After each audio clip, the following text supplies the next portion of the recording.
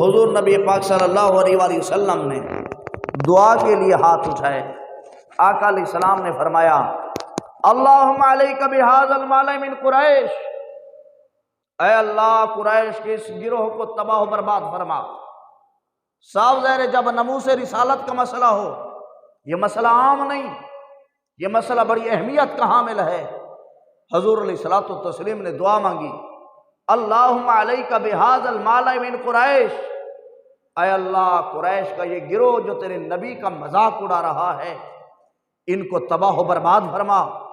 اللہم علیک بعتبہ بن ربیعہ، اے اللہ عتبہ بن ربیعہ یہ بھی رؤسائے قریش میں سے ہے اور دشمنان مصطفیٰ صلی اللہ علیہ وسلم میں سے ہے، اے اللہ اس کو بھی ہلاک فرما۔ اللہم علیک بشیبہ بن ربیعہ، اے اللہ شیبہ بن ربیعہ کو بھی تباہ و برباد فرما۔ اللہم علیک بابی جہل بن ہشام، اے اللہ ابو جہل کو بھی تباہ و برباد فرما۔ اللہم علیک بعقبہ بن ابی معیط، اے اللہ عقبہ بن ابی معیط کو بھی ہلاک فرما۔ اللہم علیک بابی بن خلف، اے اللہ ابی بن خلف کو بھی تباہ و برباد فرما۔ حضور علیہ الصلوۃ والتسلیم نے پوری اس جماعت قریش اور ان کے جو بڑے بڑے گنڈے اور رؤساء تھے، حضور علیہ السلام نے ان کا نام لے کر ہر ایک کے لیے علیحدہ علیحدہ بد دعا کی، اور اس بد دعا کا اثر یہ نکلا غزوہ بدر میں ان میں سے کوئی بھی نہ بچ پایا، سارے تباہ و برباد ہو گئے، کیونکہ یہ زبان عام زبان نہیں، اس کے متعلق رب ارشاد فرماتا ہے وَمَا يَنْطِقُ عَنِ الْهَوَىٰ إِنْ هُوَ إِلَّا وَحْيٌ يُوحَىٰ، یہ زبان اپنی مرضی سے تو حرکت کرتی ہی نہیں، یہ حرکت کرتی ہی تب ہے جب رب کا حکم ہوتا ہے۔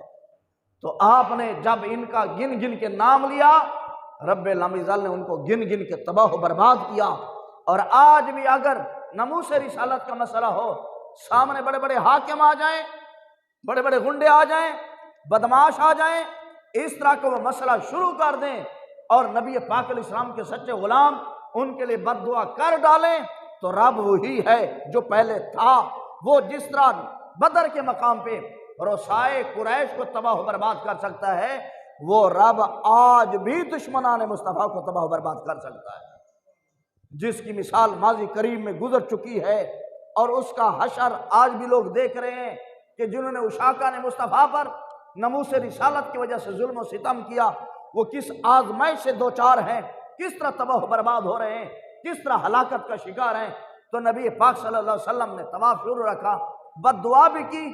جب نبی پاک علیہ السلام ان کے سامنے آئے تو حضرت علیہ السلام نے ایسے دھمکی آمیز لہجے میں ارشاد فرمایا اتسمعون یا معشر قریش، اوے قریشیو سن دے پائے ہو، اتسمعون یا معشر قریش، اے گروہ قریش، اے جماعت قریش، اے گنڈوں کی جماعت، کیا تم سن رہے ہو؟ سب نے کان دھرے کہ کہنا کیا چاہتے ہیں، سب نے کان کھڑے کیے کہ آمنہ کا لال کیا ارشاد فرماتا ہے۔ ان کی تو ہر بات حرف آخر ہوا کرتی ہے، جو منہ سے نکلتی ہے وہ ہو کر رہتی ہے۔ اتسمعون یا معشر قریش، او قریشیو سن رہے ہو بات کو؟ نبی پاک صلی اللہ علیہ وسلم کا یہ فرمانا تھا۔ تو سب نے کان دھرے، انہوں نے کیا یا رسول اللہ کیا کہنا، اے محمد کیا کہنا چاہتے ہو؟